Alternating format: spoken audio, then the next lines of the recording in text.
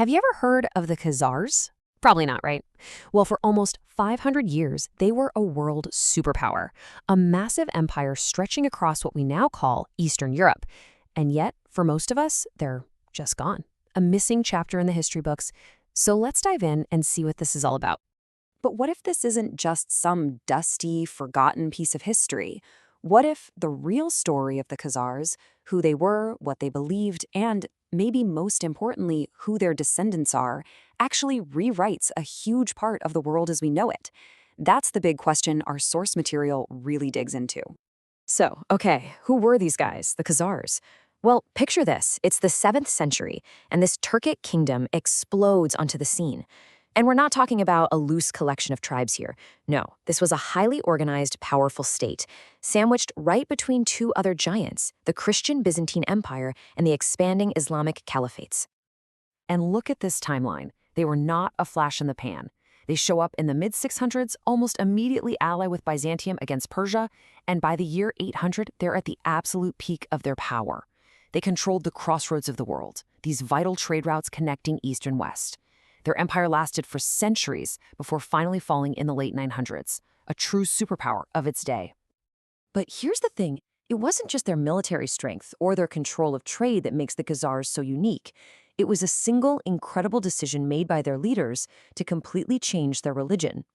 According to the historical accounts, the Khazar king basically held a summit. He invited scholars from the 3 big monotheistic faiths to debate their beliefs. And after hearing everyone out, the Khazar elite, we're talking the top 5 or 10% of society, made a conscious choice. And they didn't just adopt the Torah. They went all in on Talmudic Judaism with all its rabbinic laws and traditions. But here's where it gets really interesting. The sources suggest that the Khazars' version of Judaism, well, it wasn't exactly what you might picture.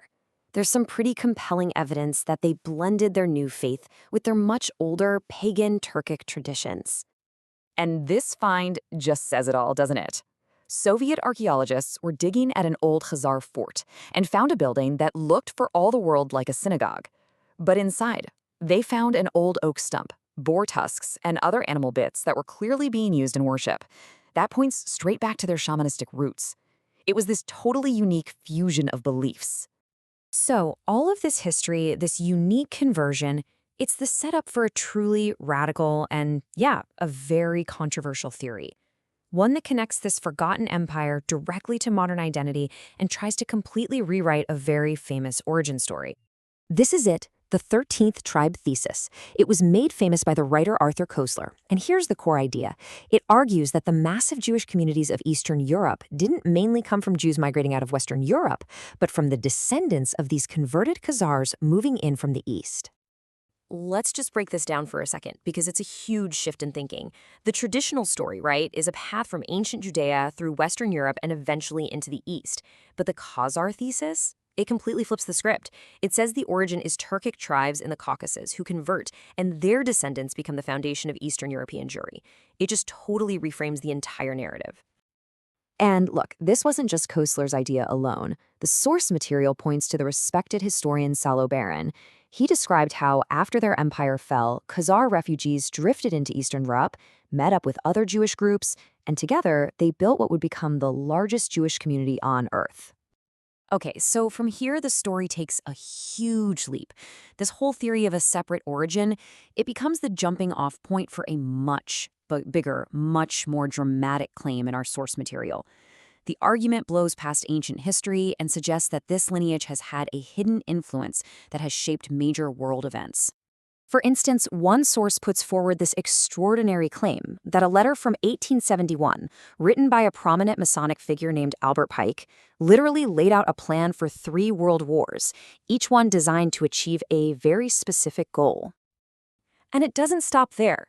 The source material re-examines other huge moments in history. It claims Abraham Lincoln's assassination wasn't just the work of a lone Confederate sympathizer. The alleged real motive? To stop him from issuing government-backed money, the greenbacks, which would have broken the power of private central bankers. From there, the narrative starts weaving together this vast web of groups you'd never think were connected. It claims that organizations as different as the Bavarian Illuminati, the Jesuits, the Mafia, even the KKK are not what they seem. that they're all secretly different arms of the same hidden power structure.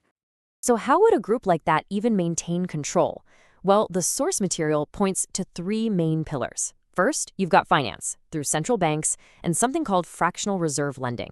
Then, you've got politics, with the claim that elections are rigged using voting machines. And finally, control over information, through a media cartel that shapes what we see and believe. And to really hammer home this point about democracy being undermined, the source brings up this quote, attributed to Joseph Stalin. The idea is simple and chilling. The real power isn't with the people who vote, it's with the people who control the count. So, what are we supposed to make of all this? The story starts with a forgotten empire, a debate about origins, and then it spirals into this massive, controversial narrative about hidden power.